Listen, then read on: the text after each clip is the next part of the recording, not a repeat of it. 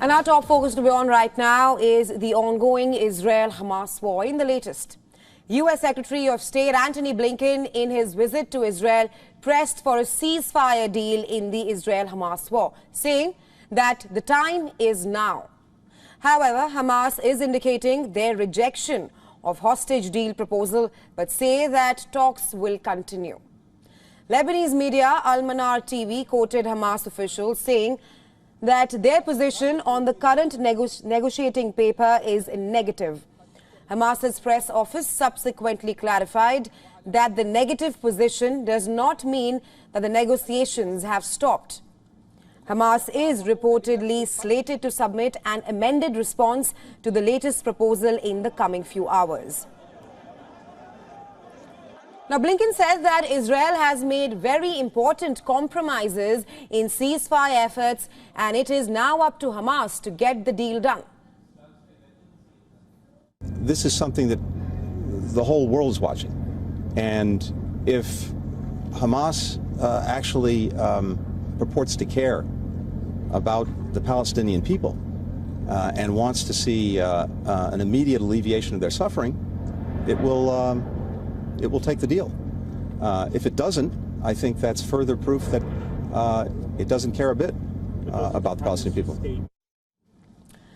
En route a visit to Kerem Shalom, one of the main crossing points for aid into Gaza, Blinken made a brief stop at Kibbutz Nir Oz in southern Israel, which is the site of the October 7th Hamas attack. At the Kerem Shalom crossing, Blinken discussed as to how to expand humanitarian aid to Gaza with Israel's Defense Minister Yoav Gallant. Israel reopened Erez crossing to allow aid to flow into the hard-hit northern Gaza Strip. Blinken also met Israeli Prime Minister Benjamin Netanyahu in Jerusalem for two hours, after which Israel repeated that the Rafah operation would go ahead despite the U.S. position and a UN warning that it would lead to tragedy. Blinken said that he had still not seen a plan for Israel's promised offensive on Rafah that would protect civilians, repeating that Washington cannot support such an assault. On the other hand, Israel's military chief of staff said that the offensive operation in Gaza will continue with strength and that Israel was preparing for an offensive in the north. Defense Minister Gallant too asserted Israel's intentions of the Rafah offensive. אנחנו נחושים לעשות כל פעולה על מנת להחזיר את חטופינו בחזרה אל ביתם. זה נכון ערכית, זה נכון מוסרית, וזוהי מטרת מלחמה מוצהרת. יחד עם זה, צה"ל, בכפוף להנחיות שנתתי למטה הכללי ולרמטכ"ל, נערך על מנת לבצע כל משימה מבצעית במרחב רפיח.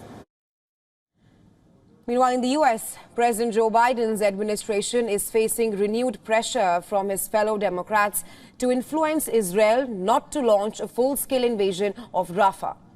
57 of the 212 Democrats in the House of Representatives signed a letter calling on the administration to take every possible measure to dissuade Netanyahu's government from an all-out assault on the city.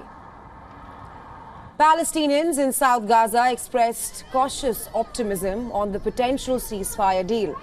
Displaced people in the city of Rafah said that they want an end to the suffering and hardship caused by the ongoing war.